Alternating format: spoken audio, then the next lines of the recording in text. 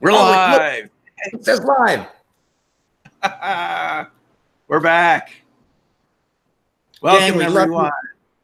Welcome back to Reality's Edge. We now are on our own channel. This is amazing, Doc. We did it, buddy. We are on now YouTube Live. Welcome, everyone. Welcome to the Doc and Buddy Show, where reality meets the edge of reality, from one multiverse to the next. We're glad to have you here. Thanks for being a fan. Yes. This is our inaugural broadcast. Go ahead, buddy. It's just such a blessing. I'm so thankful, and I feel super blessed to work with you every single time and share discussions. It's really always so fun and stimulating, and oftentimes I hate myself for not figuring out what you figured out before me. No, buddy, I feel the same way. It's an honor to share this information with an open-minded person, and thanks for being there and having an open mind. Be willing to listen to some of Doc's crazy ideas about how things work. And our audience is so smart. We get the best ideas from. We are so blessed because we're so curious. I think we attract really curious people, and our discussions are really incredible. And this is such a blessing. I love this stuff, Doc. Right, me too. I live for this stuff. I mean, this is what I do all day, is put it together in a way that makes sense without any extra complexity. Just let's simplify what's going on. It doesn't mean you're going to necessarily feel comfortable with the end result initially, but buddy, I didn't feel comfortable with RV for the first week when I learned it with Courtney Brown. That was quite a shock. That was quite a shock to see that someone could reproduce pictures and information from a hidden location that you had no idea what it was. Randomly selected target. I've never recovered from that. It still is shocking every time.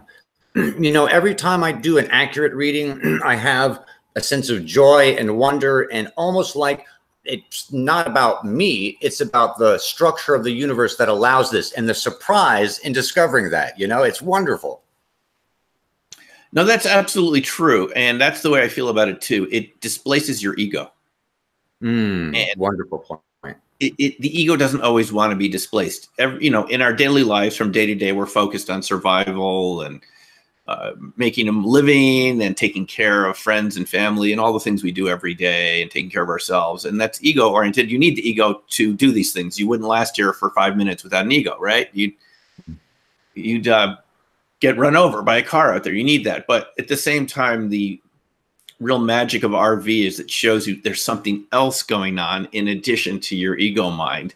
And if you have time during the day to focus on it, it'll richly reward you with results that will blow your ego mind away.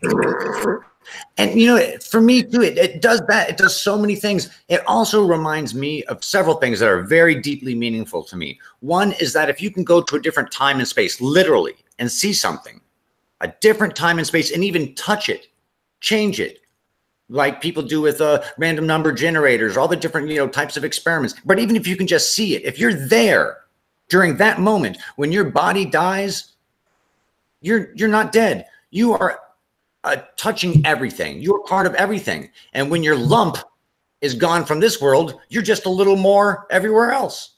So it reminds me that we are so all connected, and it makes me feel so much better in terms of that. We're not alone. We're connected to everything. Buddy, I couldn't have said it better. It's exactly right. If you're less here, you're more somewhere else. So don't worry about it. You're always here. All the parts add to one. So don't worry about it. All the people you love, who you miss, you're touching them. You're touching them now. We're all connected. We're connected. We're connected. We're connected. Yeah. We're all, it leads into our whole theory. I guess we should get into later. You had some stuff that just pissed me off. You told me before the show, and it just pissed me off. And maybe we should start there, or the elephant in the room. Maybe I should start with the elephant in the room. Yeah, buddy, first of all, let me say before you begin, what I've got behind me is my green screen. This is what I use to project my dark matter, dark energy, blue, and UFO things behind me. This is what I'm using at the moment. And when I can figure out a way to put something on this during the broadcast, as sophisticated broadcasters do, we'll do it.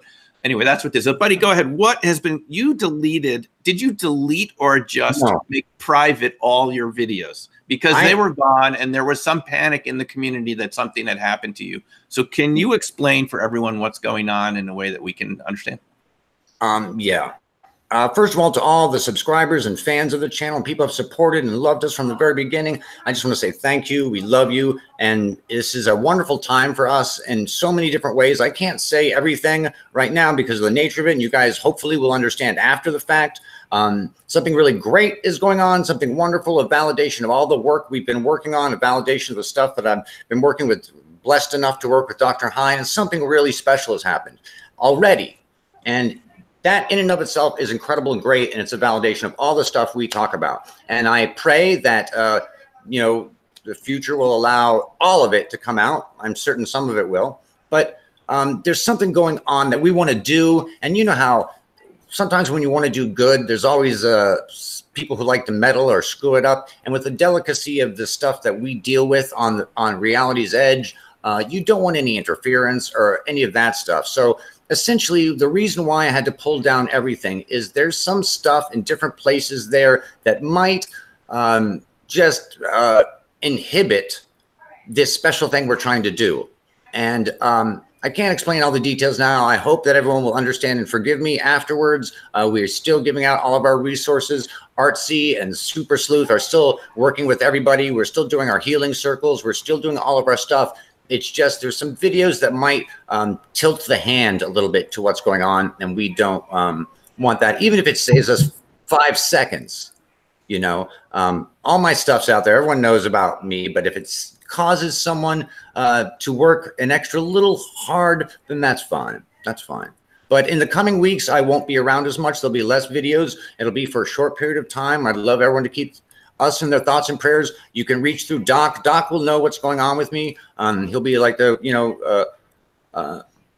he's my mentor as well as friend. So it's just cool. It's great news. Be happy. I'm sorry to bring the stuff down. I hope it will make sense to you later and you will have agreed with the decision. Okay, that tells us something, and thanks for explaining that. And at least we know that you're okay and that the videos are still there. Perhaps you'll put them up again. I know you've been gaining a lot of subscribers recently. I mean, I've been doing this for 10 years now, just slightly more than 10 years. And I think you're a little newer to it. So you've been gaining a lot of subscribers. I'm sure they were a bit alarmed to see all the content. In 1 year. And this is, for me, it's all about the educating. You know, I don't really care about money. We don't charge, we don't really sell anything. We don't provide any services. For me, it's about the educating it. There's so many cool videos that we had and interviews with people, and this is important stuff, and I want everyone to have access to that. And if I have time in the next coming weeks, the ones that don't have any stuff that might be the stuff we're concerned about, I'll start posting those back up again, and those will come back soon in time. Okay. But I just apologize to everyone for that. Hopefully they'll understand at the end. But something great. Well, I'm sure something really. Oh yeah. I'm sure something amazing is going to come out of this and your work. So you've seen a little bit of it, Doc. Do you think this is a significant thing going on? Yeah. I'm glad that what you're doing. Can I mention the general subject area of? Sure. In very general terms, please.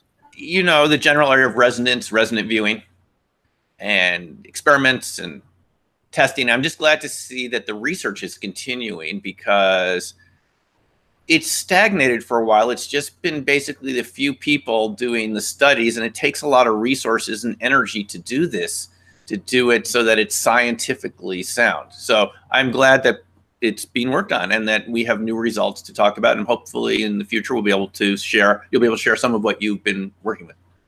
Yeah, it's really wonderful. And there's also a project that I've been open about on the channel before my channel about working with an incredible company in Canada with people who really care about the stuff that we care about. And that is a Psi research project as well. And there's some wonderful things going on there. And in time, if you guys are interested in, Psi research or, participating, all this is for the public.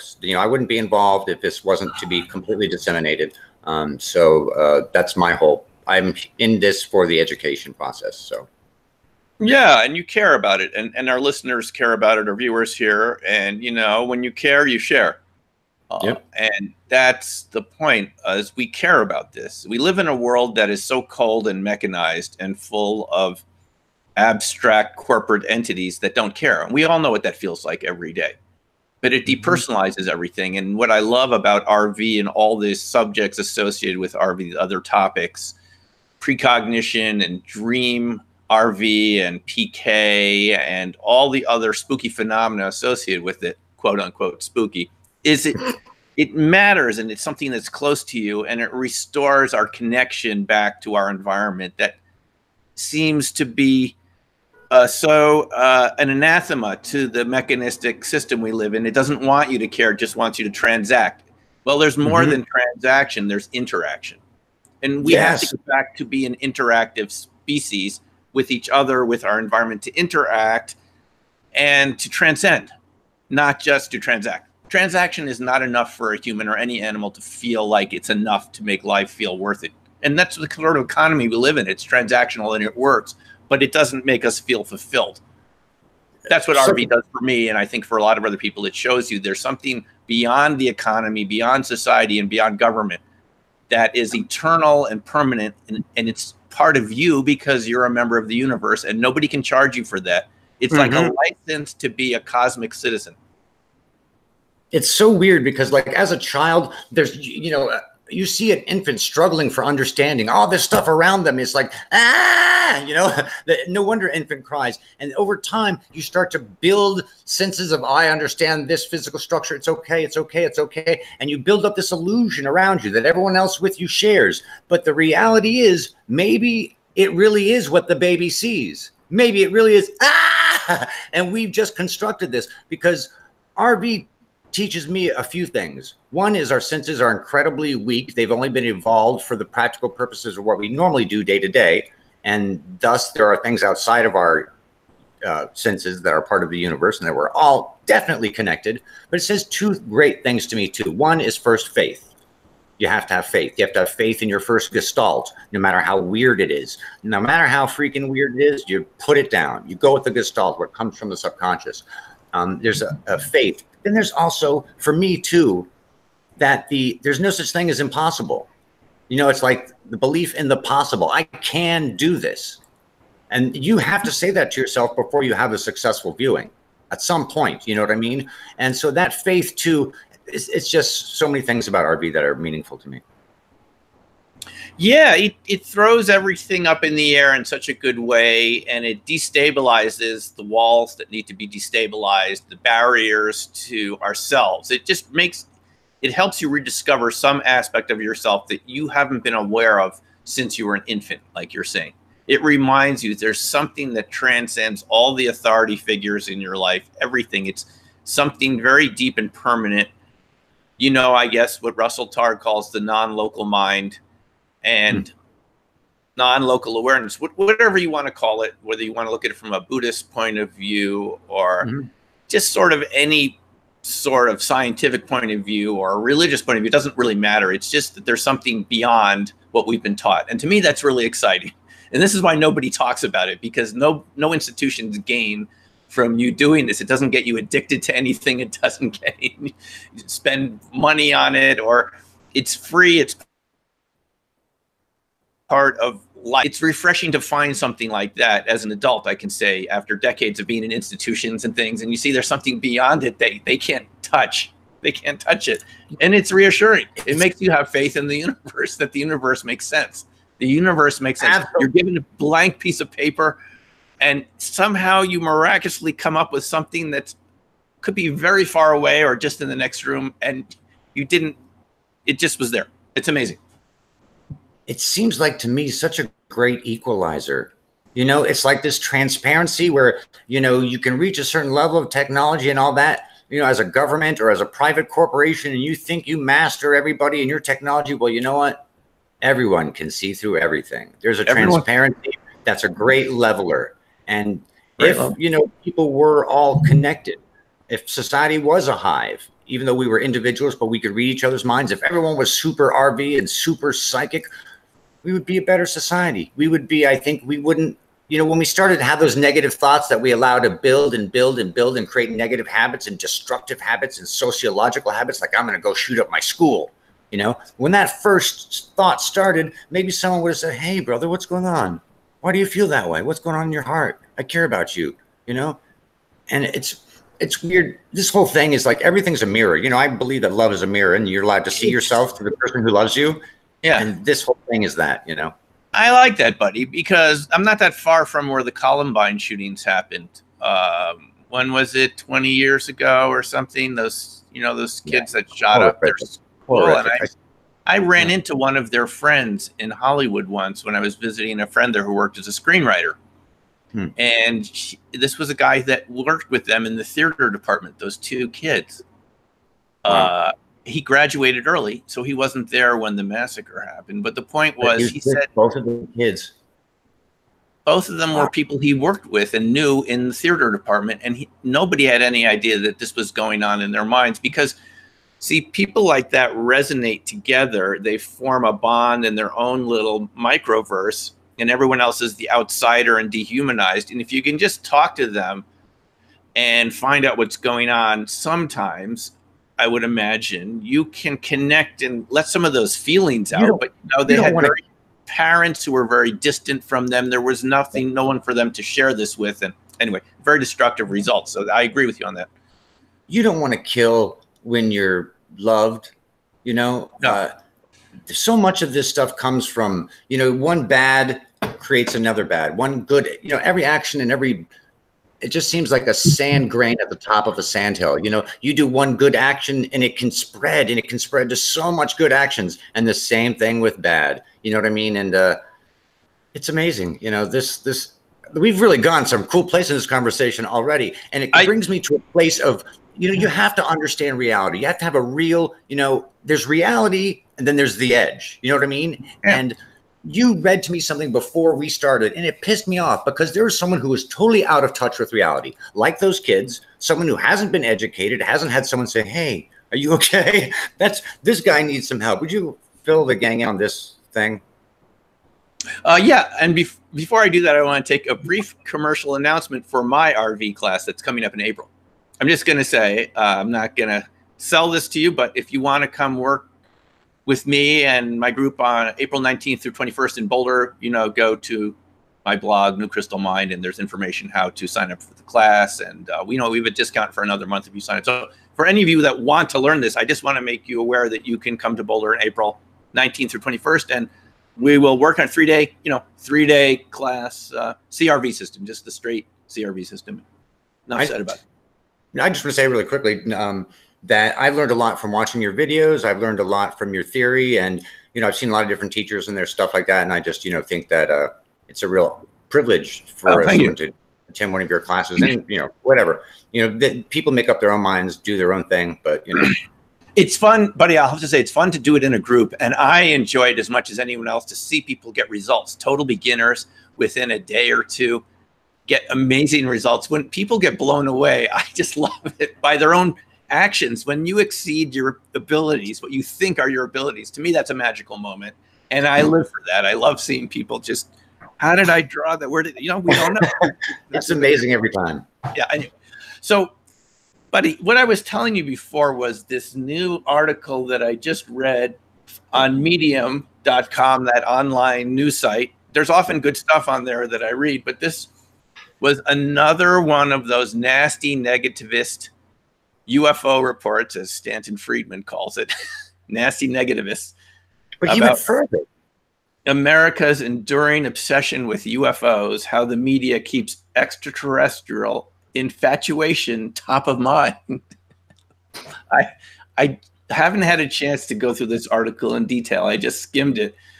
But it's just full. I have to say, buddy, I respect skeptics. I'm okay with people that don't agree with my point of view. I don't have to be right. I'm fine with that. But when I see people like this who won't look at the evidence, I think Stanton Friedman called it research by proclamation.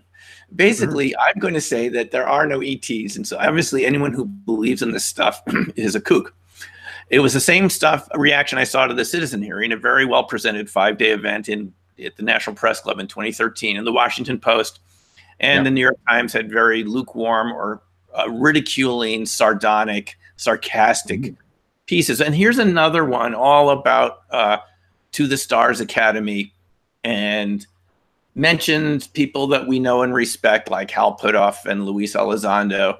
And basically characterize the facts, though. What's that? You know, saying that he mischaracterized the facts, from my understanding, like saying like, now these weirdos and they don't know nothing about this and they have no real experience, and just saying things that really aren't researched, saying that the videos are crappy and, you know, they're blurry and their little footage. You know, I'm sorry, but objects that go 40,000 miles an hour tend to be blurry. It's just the nature of objects. And this is the highest fidelity footage from top military cameras. It's an infrared. It's being zoomed and tracked. What do you want, dude? You think you could do it better with your camera? It's an insult to these naval pilots who encounter these Tic Tacs. This is an insult to all the people that work in the USS Princeton and the Nimitz who encountered these, who've been very brave to come forward and tell us what they've seen, at some risk to themselves of having, not all of them signed NDAs, as Dave Fravor told us, but they're risking promotion and career success by coming forward. And some of them said, I don't care. People like Kevin Day and Patrick Hughes and others. Yeah. An anonymous radar operator that spoke with Jeremy Corbell. He posted that recently. And, you know, just dismiss all these people. It's not only is it insulting, but it's also to the people, it's insulting to like the truth. It's insulting to the reality, you know, that this guy is miseducating the people. It's okay to believe something. Tom DeLonge has a public obsession with UFOs. He's a guitarist. Well, I'm a guitarist too. That doesn't mean I don't have a PhD and have published peer-reviewed paper. Doesn't matter. You know, and that they make fun of the aerospace threat identification program. You know, this is just Leslie Kean. No one's really immune from this guy's criticism. It reminds me of people who would make fun of. You can thank Blink 182. That's what he says. The guy from Blink 182. It's all, and you know, but all I'm saying is that they never look at the data, the evidence, the trace cases, the witnesses, the radar. Do you think military people just make this up? Case after case after case. It must be like what Galileo or Copernicus, but when they knew that they knew the truth, they knew that they knew the facts. And you know what's kind of cool, Doc? You know, I'm not to toot the horn of the UFO researcher community. We're smart enough to look at evidence and look at it kind of empirically and make a qualified judgment based on the facts and logics. And we said, wow, it's obvious. We need to put this pile of information into the holy shit, this is true column. And, you know, a lot of people, because of their personal beliefs, can't look at the evidence that way. And because of their personal beliefs, like you were hinting to before, they just slide it into the, you know, I don't believe that, that's goofy, that's stupid. And they deny themselves a cooler reality, the real reality, not just that's cooler. No, it's so true, buddy. It's such a defensive behavior. And if you read back in history, like I like to do, because human nature hasn't changed all that much, this is exactly the same reaction people had towards the Wright brothers and the media had towards the Wright brothers. The reason the Wright brothers did not trust the media is exactly for this reason. They knew that they would be laughed at and ridiculed. Mm-hmm. And there was a lot of government support for Langley, Samuel Langley, the head of the Smithsonian Institution, who had his own design for the airplane, which the U.S. government put $100,000 into. And I'm getting this from that book about the Wright brothers by Ilkham David, the historian, who was written. He wrote. They put $100,000 into it. It didn't ever worked. But here you have two guys with no high school degree. They're self-funded, and they fund. You know, they have their own self-funded library, and they create the airplane, and it works. But the reason they didn't trust the press is exactly for this reason. They first journalist they trusted was a guy, I believe, named Amos Root, who was a beekeeper near Dayton, Ohio. And they just knew he would treat it objectively. They didn't ask him to believe it. They just asked him to watch them fly and to write his own impressions of it objectively. And that's the point. So many people don't have an open mind. They're not willing to look at the evidence. They'd rather just do something that they know they're, you know, whoever's paying them to do this is going to like. And they're basically they're kind of like educated idiots, if you know what I mean. They're not totally. That's the worst kind of. They miseducate. That's the worst kind, because then they miseducate others. And that's the worst you can do, is miseducate, you know. And Taleb Nassim calls them IYIs, intellectual yet idiot. Well, you can be intelligent but stupid, you know, intelligent but not wise. You know, I know. Yeah. To say that the reason the public's interested in UFOs is because of the New York Times and MSNBC, and this is the biggest distortion. People are interested in it because they've seen these things. Like the viewers know, you've seen things. Your neighbors have seen things. I've talked to witnesses. I couldn't help but write a book about it. The stories were so compelling. And I continue to encounter new witnesses, like we've seen recently with David Noble Whitecrow, a wonderful naval witness, Terry Lovelace from the Air Force, Gary, the missile security tech guy from Minot. All encountered these craft close up while on duty, and sometimes off duty, but while they're in the service. Very close up, and in some cases, their injuries, as Terry and Gary experienced. Terry ending up, as he's written in his book, Incident at Devil's Den, a great book. I recommend that everyone take a look at it. And, you know, I've interviewed him on my channel, and I've been on his show. But, I mean, the implants are there in the X-ray. This is not something you can make up. It shows little chip-like devices on either side of his knee. And one day they're just gone again. And he's not the only one. Thousands and thousands of people have had these implants when they've been X-rayed, almost accidentally sometimes, for some other reason. Yeah. Anyway, this is what we call evidence in science. You can't dismiss it because it conflicts with your worldview. You must look at it.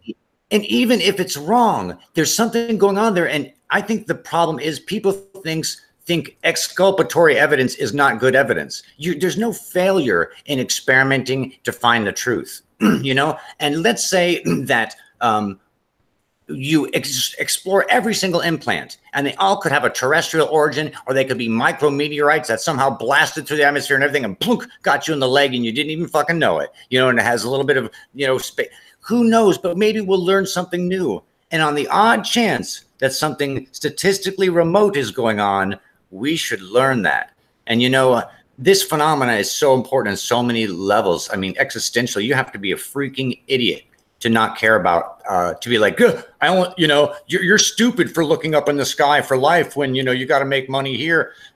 You have to take the whole picture in. And if you're denying the fact that we've got a larger universe and the family out there, you know, we're not alone as a species. I just think it's going to help us in so many ways as people to open up, broaden our horizons, break away these barriers that we have as sensors, you know, these illusions of comfortability that we create around ourselves, you know. It's incredible. That guy really pisses me off, Doc. He says such techniques are great for exciting an audience, but are better suited for ancient aliens than the pages of the New York Times. Okay, so 10,000 people see a huge black triangular vehicle over the night skies of Nevada and Arizona for a full night, including the governor of the state. It's about a mile wide. And we shouldn't put this on the news. We should just relegate this to some, you know, television show. So many cases that are so phenomenal. How about the Stephenville case where they have the radar tracker that's going right to the freaking president's estate? The line is like, boom, right to it. These things are important to look at. I think not just technology-wise and for national security and weaponry and future technologies, for a much bigger reason. I think we know we're in a mass extinction. I think we know there's all these, you know, eschatological factors converging, you know, life-threatening things. And maybe it's about time we did a little preserving the possibility of our race by just, you know, don't put all your eggs in one basket. Don't put all your humans on one planet. You know, if you want your species to survive, sprinkle a few here, sprinkle a few there, and, you know, we can keep humanity going. And we're at a critical stage to truly have to think about that stuff now. Absolutely. This type of, I don't find this type of attitude. I understand why people have this attitude, but it's not, you know, I just want to remind people that in the late 1700s, the French National Academy of Sciences declared meteorites a hoax. That's so funny. Was that the entire global or just for France? No, they said there were no such things as meteorites. They were volcano stones. They just came when lightning would hit a volcano and the stone would fly up in the sky, and they were pieces of rock. And they went farther. They went farther than that, buddy. They confiscated. They declared meteorite samples illegal, and confiscated them from all the French museums. And the English and German scientific societies followed suit and removed all their meteorite specimens from museums because it was thought to have been just an ordinary explanation. And it wasn't until Chladni and Biot, a German and a French researcher, basically proved that these were coming from, had an extraterrestrial origin. The extraterrestrial origin has never been popular. And it happened with meteorites, folks. And I think we know now that meteorites really exist. You can see them coming down in the sky at night. And sometimes they leave little fragments around. You can collect them with a magnet and sometimes big pieces. Eventually in France, buddy, there was a huge meteorite shower one evening around 1801 or something. And thousands of them fell. And that was the end of the discussion. It was real. But they had the same mocking attitude that this guy has 300 years later, Keith Clore. And I just feel like these people, listen, the human mind loves to snap back to comfortable ordinariness, what I call radical normalcy. It's just a safety mechanism. I understand it. But folks, we're getting a lot of evidence about this. And you're dismissing this evidence. You're dismissing a lot of top scientists. I mean, look what he says here.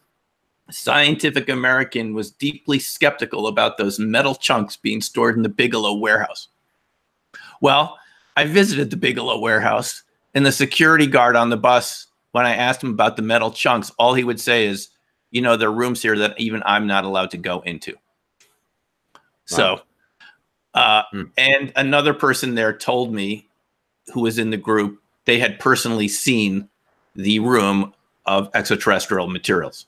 It was beyond a shadow of a doubt for this particular individual.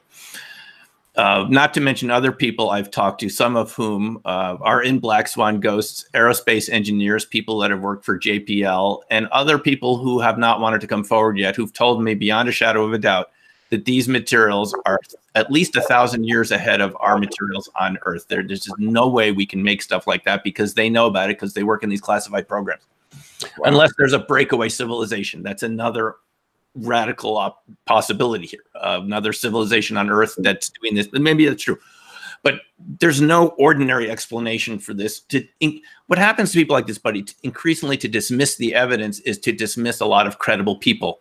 And eventually you end up being the kook. It's called crackpot realism, as the sociologist C. Wright Mills referred to it. It's when you're just ignoring evidence that's right in front of you. The elephant in the room, as people call it, right? As you mentioned earlier before the broadcast.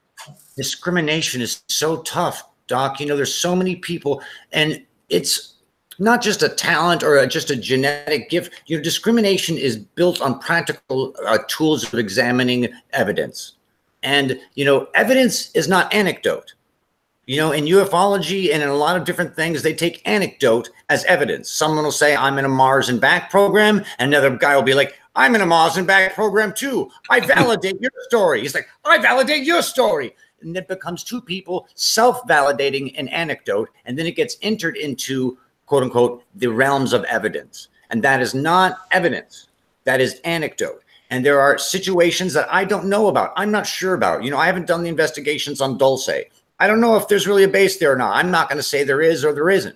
You know, I'm a little skeptical that there's this thing there or that or this story about, but, you know, you have to be discriminating. You're only kidding yourself. You have to ask yourself, am I really judging this evidence right?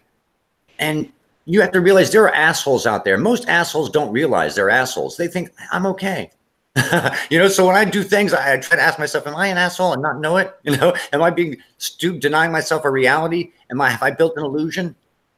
And those are important questions, Doc, because there's a lot of people now who believe in very obscure things that hurt our field. They're believers in our stuff. Well, you know, buddy, we're always evidence-based on reality's edge. And I always think that the truth is stranger than fiction. As Einstein once said, it's not that the universe is just stranger than we think; it's stranger than we can imagine. So I'm always going to err on the side that it is not comprehensible today for you right to this moment. It doesn't mean it's not real. The best scientists we've ever had understand the limits of the human mind, and just because it's not easy to understand, there was a time when no one believed in America, you know, before Columbus sailed over here. Oh, and that was a really big idea. There were these pillars at the Straits of Gibraltar, the pillars of Hercules, and any ships that left the Mediterranean in search of new worlds went by these pillars. And what was inscribed on them? I sent it to you in a text. No, I can't remember. Plus Ultra. Plus Ultra was inscribed on the pillars of Hercules. And that translates as go beyond, or more beyond, or more greater beyond, something like that. Plus Ultra. Love it. And the explorers back then had to have a real spirit of, you know, excitement and imagination. People didn't believe it for the longest time that there were any continents outside of Europe. They knew about Asia and India, but they didn't believe that there was another continent. It's just so what it takes, and David, by the way, David Wotton's book is excellent about this, The Invention of Science. I mean, I recommend this. I'm rereading this right now. It's that good. But he points out that there has to be an attitude of wanting to believe in new things and discover. It's not just the evidence. You have to want to say, what else is there? Because if you can always defeat any new evidence. You can always say they're a bunch of kooks and they should just be on some minor TV show. I mean, people have been doing this throughout history. And the only way we make progress is it's a small number of people that stick to the evidence who will not yield to this sort of mass indoctrination and intimidation. And they're going to go plus ultra. They're going to go beyond because they just feel there might be something else out there. You've done it with your work in RV. And anyone who's watching this has done this to some extent, or you wouldn't be watching this channel. You've decided the description of reality we're given isn't complete. But unless you have that attitude, what Wooten says to us, you won't even want to look at the evidence. And I think that Keith Clore here is one of those people who would have, you know, back then would have said, oh, there's no America. That's just some sort of fantasy. There's no other continents out there. The Earth is flat. It's flat. We're like that now with our planet. Now the planet is America, you know, and space is America. You know, other worlds are America. Oh, you know, other life forms don't exist out there. But the second we go out there, we're going to discover America. We're going to discover new lands and new life forms and new monetizations of this, that, the other. And we're going to preserve our species. We're going to look back at our planet with a preciousness we never understood. It's kind of like when you lived at your parents' house as a kid and you leave and then you come back and you're like, I wash the dishes now because I know what mom went through, you know, or all those different things. We're really growing up as a species, and it's a cool time. And it's a blessing to be in kind of this position, Doc. You know, I think we're not deluding ourselves. I think we're on the right track. I think we are being realists and logical and putting all these things together and laying down a framework for a more positive future as opposed to more cynical skepticism, commercialism, blah, blah, blah. Because there's no real, that's a parasitic future, you know? Yeah, and that's right. You're absolutely right. Society, you know? Absolutely right. And when you give everyone the power, it's a parasitic sort of corrosive mentality that just wants you slouched in front of your TV, watching the same old stuff, watching the commercials, and just being a mindless consumer. That's what the system wants us to be, but we don't have to agree with that, and we don't have to go along with that. And it obviously takes guts and some gumption and some real deep curiosity, right? To say, but what about all this other stuff? What about the meteorites, you know? What about the reports we're getting from sailors that there were some other lands out there that weren't on our maps? You know, there was a time when vacuums, you know, vacuums within glass were considered supernatural and weird. Not yet. We don't consider vacuum spaces anymore to be supernatural, but so many things that we now take for granted. Electricity, this internet, this way we're communicating right now would have seemed like witchcraft to people in the Massachusetts Bay Colony. We probably would have been stoned and sunk underwater for doing this, right? Things change, guys. Every 100 years or so, things really do change. And you have to wonder what's the next big change that's coming up. I don't think it's artificial intelligence, at least not in the way we're told it is. It's a discovery that there's just much more going on in terms of types of life forms, where they could exist, the types of things we consider as evidence. I mean, it's just bigger than you can imagine. I'll just leave it at that. You know what I'm saying. I don't have to say it. I think this goes a lot into the work we've been doing on our fractal theories, and how, you know, the universe is kind of this magical place. And when you, from your position as a fractal, you know, it looks so, you know, this, that, and the other. But when you zoom out, it's all the same. We're all connected. You think you're totally separate from the fractal end piece way over there. But if you actually follow, you trace yourself, you're connected. Everything's connected. It's so beautiful. It's so magnificent. It makes you curious. You know, if it doesn't make you curious, you've been lulled into commercialism, you know, or you've been lulled into devaluing yourself. Don't devalue yourself. You are the most powerful thing. You can stretch across space and time and touch anything. Nothing is impossible. You must believe. You must believe. You must believe that you can stand up against someone who's doing bad. Because too many people say, no, it's not worth risking this. It's not worth risking that. Well, evil only survives because good people do nothing. And you have to be brave enough and smart enough and all that stuff to stand up and say, you know what? I am going to confront the system. And in a way, we're kind of doing that in an intellectual way. We're saying, you know, I'm brave enough to confront, you know, reality. Reality is not like we've been taught. We need to unlearn, go back to that crazed exploratory kid who's like, you know, there's something wonderful about not knowing. It's okay not to know. Yeah, you know? It's okay not to know and not to be certain. And that's what, when you confront these phenomena for the first time, you're not going to know how to process it. And it's going to leave you wondering what the universe is made of. It may leave your neighbors thinking you're a bit weird or strange, or your comrades or colleagues or people at work. Mm-hmm. But that's the price you pay for discovering a new world. Is the people around you might not necessarily accept it. And it may have a price associated with it because it's not going to be considered acceptable to your bosses or the higher ups. But you know what?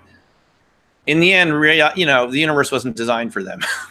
And you know, would you rather be a leader or would you rather be a marionette, a follower? You know, there was the people early on who knew that racism was wrong and that this person was equal to me and I'm no different than that person, all that stuff. And they fought, and many people suffered for, you know, fighting racism when they weren't part of that group, you know, that were the victims of racism. And, you know, I couldn't be prouder that I'm a UFO weirdo. I couldn't be prouder that I'm a psi advocate. You know, people, even my good friends will be like, roll their eyes, whatever. But I'll be like, okay, that's your experience. Yeah, no, it's so interesting, buddy, what you're saying, because like with psi phenomena, there's 100 years of good evidence that the results are there, that it's real. Solid. It's repeatable. It may not be the strongest effect in the world. It's small, but viruses are small too.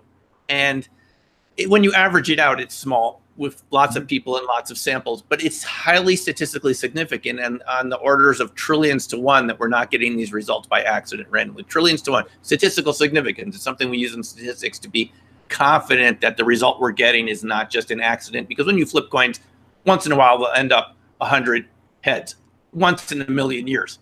But we get results that are much better than that with psi research. And the people who've done the research keep doing it again and again, but and if you're not open, you know, if you're not open to the evidence, you won't listen.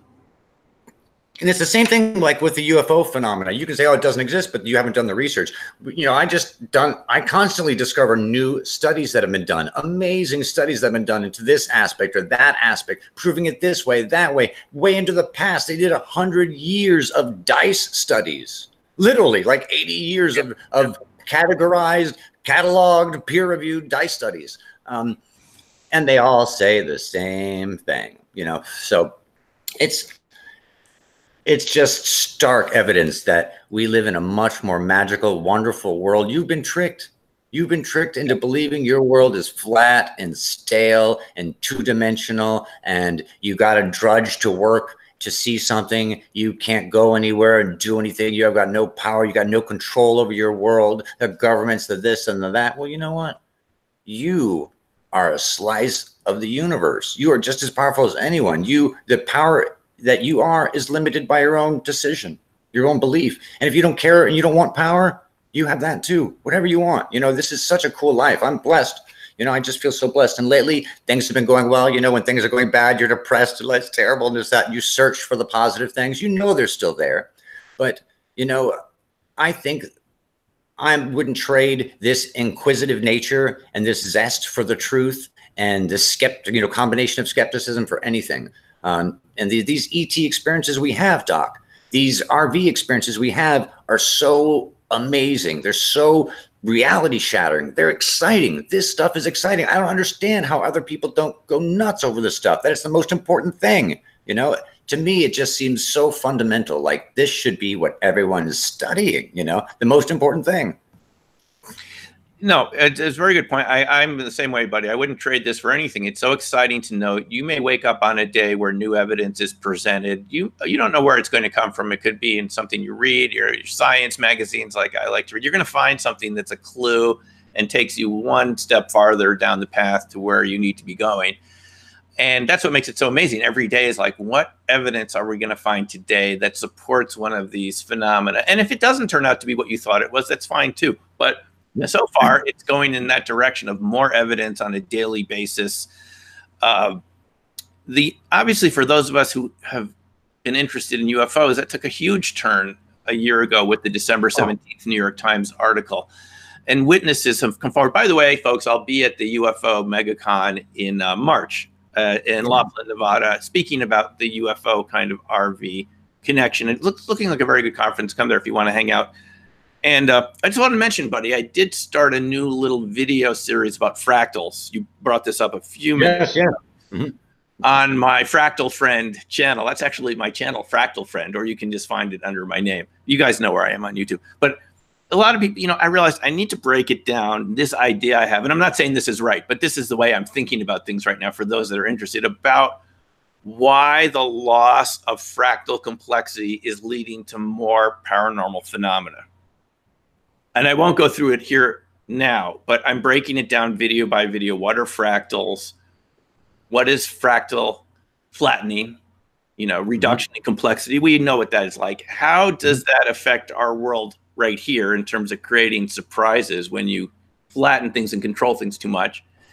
And then if you add in the idea that we are in a multiverse, how does it affect our interaction with other parallel Earths that would be very similar to ours, many of them that we interact with? But when you start flattening things too much here because of symmetry principles, what happens with your interactions with other realities? To me, that can explain a lot of these phenomena. I'm not saying I'm right about this. It's just one way to look at it. And that's what I'm doing right now on my channel. Yeah, and I look at it the same way with the fractal idea, just slightly, you know, differently. That, you know, all the phenomena on the top look different, you know, like psi phenomena, ET, out-of-body experiences, healing, all that stuff. But as you go down the fractal, they all connect and they have a hub. And so we're all connected. And, you know, I think this whole fractal theory of existence, everything makes a lot of sense, and it makes predictions. If you're a fractal, you will believe that you are right smack dab in the middle of the physical scale of your universe. Right. Because there will be exactly, because it's a fractal, an equal size larger than you that you can perceive, depending on your sensors and your ability to perceive size and distance. Between that and the smallest scale you can perceive, you should be smack dab in the middle. And in our universe, in terms of size scales, human beings versus the subatomic particles and the size of the universe, we're right smack dab in the middle. Everything's fractal. I mean, you see a hurricane and it spins for the same reason as a galaxy spins. If a structure, fractals are like an expression of growth. They're a living math. They're a living formula. They're an expression of growth. So if you're going to have a system that grows, it's going to reincorporate those growing formulas. So of course you're going to see, if it works, if it's the most simple form and it works, it's going to work again and again. And we see this throughout, you know, our universe. We see how phi is everywhere and all these principles. And so the fractal aspect just seems so obvious. You know, for me, I don't know the science that you know. I know the kind of philosophy and the psi stuff. And to me, it just makes such wonderful sense. It resonates. And we carry that same principle into the shape and size of the UFOs even. It's exciting stuff, Doc. I can't wait to, you know, just keep researching and exploring this stuff with you more. And I think that fractal flattening stuff blows my mind. I had no idea about that stuff. Yeah, well, it's just some, you know, I got involved in the areas that we're talking about now, buddy, through fractals 30 years ago. That's how it started with me, was fractal geometry, chaos theory. And you kind of start wondering. At the time, I didn't know what else would there be when I was studying this. You can imagine, even our viewers right now, I mean, you're thinking, the work I'm doing suggests that there's more that doesn't fit into our logical systems. Well, you know what Gödel called the incompleteness theorem. It was proven that every logical system is inherently incomplete. There are things that are going to be true that are not going to come out of the system that you're in, because every system is based on arbitrary assumptions, and it's just a self-contained system. But Gödel proved this, and so did Alan Turing. And so back then, when I was doing fractals, I said, you know, there's got to be some non-linearities here. But back in the early 90s, before I got involved with all this, I just said, what would that be? And I didn't know. And then all these topics came along, and I said, that's exactly what you would expect to fill it in, these kind of spontaneous, inherent abilities and phenomena that really don't fit what you've been told is real. It's just the evidence is there, but you know, you haven't seen it yet. And that sort of, so the ideas I was working with, the fractal ideas, just like you're talking about, you know, we could rename the show Fractal's Edge, because the fractal edge. So true. And, you know, you said something in your work early on, and me getting to know you and looking at your videos, you know, you weren't calling it remote viewing. You were the only person calling it resonant viewing. And when you look at the ends of a fractal, there oftentimes will be one shape here, and that exact shape will be repeating itself somewhere else that you can't necessarily see, but it's another place on the fractal. And they're exactly the same shape, dimensions, everything. And those things can create resonant frequencies. Right. They're exactly the same, they can resonate. And, you know, all these connections, all that stuff, you know, don't feel lonely, gang. You're never alone. You're just connected in the most beautiful fractal kind of thing you could ever imagine. Here, I'm showing you a picture of the Hofstadter butterfly. Whoa. That's the one that's basically infinite. How they did some crazy calculation where they keep going into it till like some crazy computation, right? This is what's at a subatomic level due to what's called the quantum Hall effect, which is the way electrical magnetic fields push electrons around. And guess what? Hofstadter found way back, I believe it was in the late 80s, before the word fractal had been invented. Before that word, it was invented by Mandelbrot. He found those structures. It was seen. He called it a G-plot back then. It's a self-repeating, self-similar, a subatomic scale structure. If you find it at the subatomic level, you're going to see it at this larger level too. So the fractals, like you're saying, buddy, the fractals go all the way from the macro to the smallest scale. The electrons line themselves up. And so when you're saying don't feel alone, it's because even if you think you're just one point there, I guess you can't see this that well because of the screen. There it is. You're connected to all these other points through resonance. You have a lot of other companions and neighbors, but you might not see them directly, but they're there. And what you're doing affects them. They affect you. And that's the big discovery of fractals. Or things are connected in ways you don't expect. And anyway, you know, I think you've been talking about, buddy, you've been talking about the fractal UFO idea. You introduced this to me several episodes ago on the Doc and Buddy show. You said, and there's been more evidence for this because Dave Fravor has talked about these little spheres. He mentioned this in one of the interviews that they didn't only see Tic Tacs, that some of these pilots off the East Coast have seen what he described as squares within spheres, like a square surrounded by a resonant sphere go past the wing of an airplane of the F-18s. You haven't heard anyone talking about this. You've suggested, buddy, and this is a very intriguing idea, that there's a fractal distribution of visitors. It's not ubiquitous, but I think it's a logical assumption. And then there would be, of course, exceptions based on need. Some size ships wouldn't necessarily have this or that or the other, but the general scale would be a fractal kind of a scale, I think. And you could make some mathematical assumptions. We're starting to fiddle around with it a little bit, but it makes sense. It feels comfy. And you would assume, just even taking fractals out of it, we have jets now that release little drones. And if you're going to send something out, maybe it should have some friends around protecting it, checking out. You know, we send military teams out, and we have helicopters watching over them and satellites watching over them. Maybe when they send out a ship, there's a lot more stuff around that we don't see. I'm just playing a little sound clip there to accompany what you're saying. Yeah, there is. See, buddy, that's exactly right. The fractal idea implies that there's a lot more stuff around. I think that's smaller. Really that's the point here. Maybe that's a good point. That's a final thing for one last idea for this show. But what it suggests is, because it's a big idea in itself, is that we've all been trained to look at certain things as real. And the physiological experiments with the human brain and other any brain of any animal shows that it kind of gets wired in a hard way after a certain age. Like after you're an infant, there's a big pruning of the neurons in the brain. And it's very hard to believe in anything that you haven't experienced past that young age, because the neurons kind of get wired together. You know, they say neurons that fire together wire together. It's also true about resonant structures and a lot of things. It becomes kind of hardened, and eventually you don't see what else is out there. And a lot of these phenomena are kind of fractally subtle, you know, because they're at the edge of the fractal. And you're looking at this back towards the center of the fractal because society has trained you to keep your eye on the prize. And nothing inherently wrong with that. But because you're looking back towards the center of the fractal, you're not looking back towards the arms going out towards the edge, which have all their little details. And those of us that go to the fractal's edge say, hey, wait a minute, there's a whole other arm out here. And sometimes those little pieces break off and they come back in the center. And say, no, don't look at that. Just keep looking. So it's a good description of it, I think. And I think we're learning is that these things, we need to pay attention to it. The people who see this are seeing real stuff. But let's find out what sort of fractal multiverse we live in, rather than, oh, I'm going to run away in terror back to Flatland. Run away in terror back to Flatland. You know, let's find out. Let's know the truth. I'm not afraid of the truth. Doc's not afraid of the truth. And the truth might just have some really cool surprises in it. It might have surprises and some real gold there, too. I mean, I was just watching, I don't know if you got a chance to see Andrea Rossi's demonstration of his new ECAT SK energy device. Very controversial.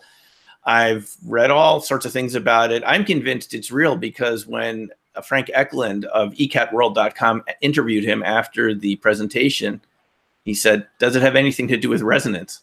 Oh, listeners asking you, Andrea, does your ECAT have anything to do with resonance? He goes, it has everything to do with resonance.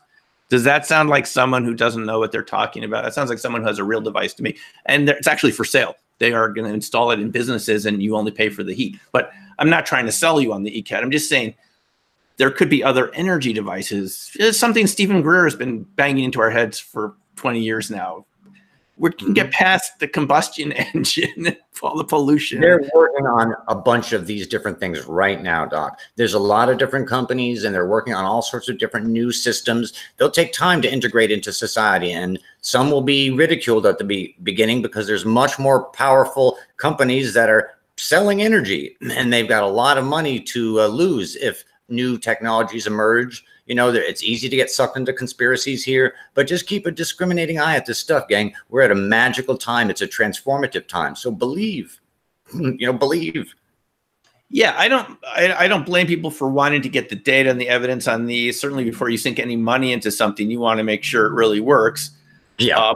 At the same time, you could be too skeptical and say, oh, they'll never, you know, okay, how about all those New York Times articles that said manned flight was a fantasy because planes were heavier than air? And there was no way for them. I mean, that was right a couple of years before the Wright brothers were flying. The New York Times said before the astronauts went to the moon, I think in '69, they issued their retraction. They said manned space flight would never happen either because you can't have thrust against a vacuum. It doesn't do anything. They didn't issue the retraction. Wow, I didn't know that. That's great. You know, this is Stanton Friedman wrote this book, Science Was Wrong. All these cases where these authoritative sources said this will never happen and we're going to close the patent office in 1894 because there's nothing left to be invented. You know, all these. What about the inventions that were bad for us that we believed in? There was radon that we thought was great. Women had radon makeup and they used radioactive material to look at your shoes. You'd see the bones at the store through this box, right, and you could put your shoe on, and people got massive radiation doses. You know, we learn over time maybe radiation wasn't magical.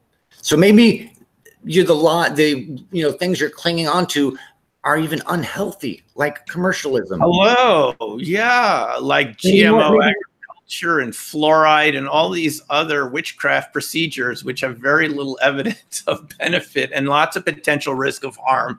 It's so funny, buddy. The same forces that deny the phenomena that we like to talk about in the show love to promote their own witchcraft science, where the evidence is firmly.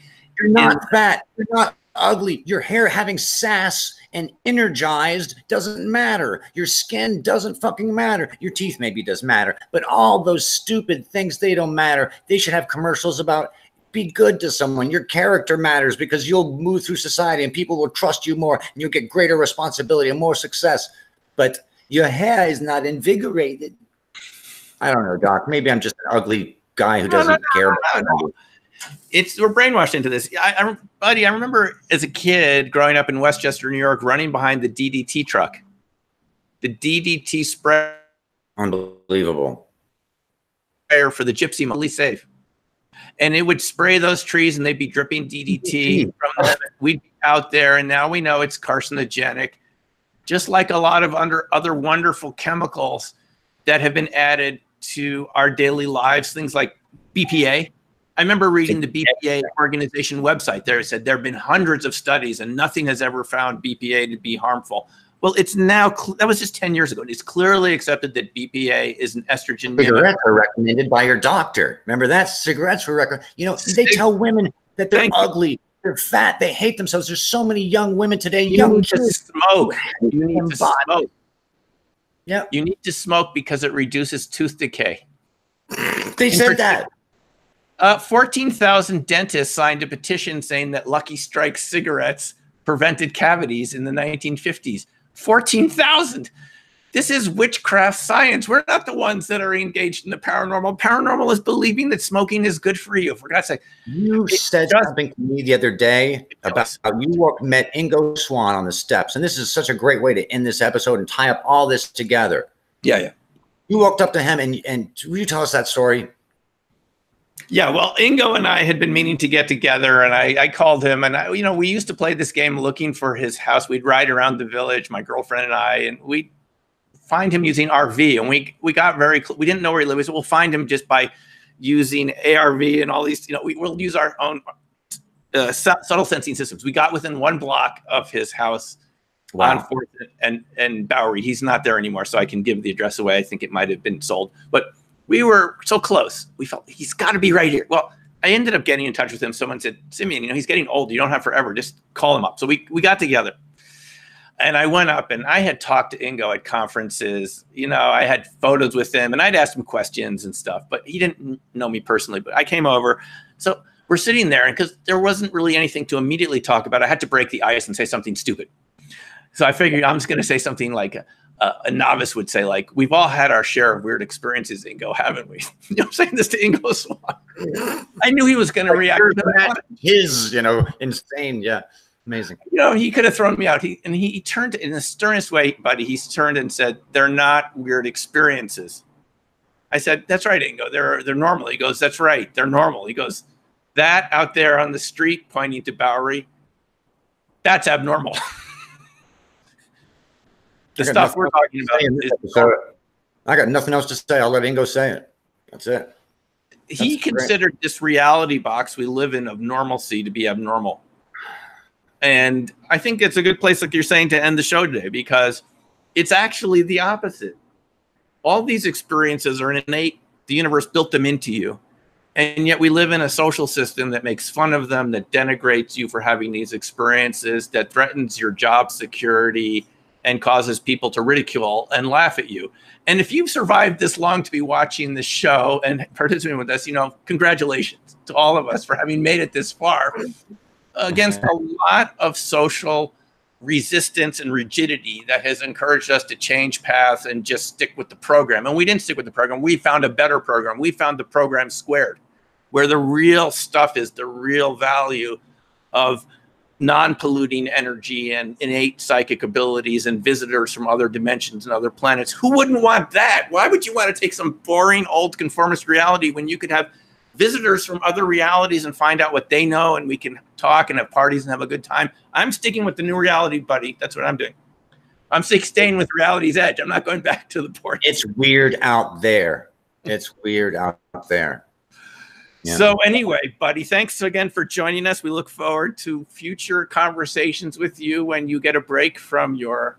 We'll be shooting between whatever. We'll get it done. I'm not going to stop doing this show. The show, I think, is really important. I think the research that you and I do together is really important. I think our conversations with the people are really important. And I think we're all a big family. I really do. I'm corny that way. We're a big family here, Ariel. So love you guys, and post your comments below, and we will look forward to seeing you again on Reality's Edge.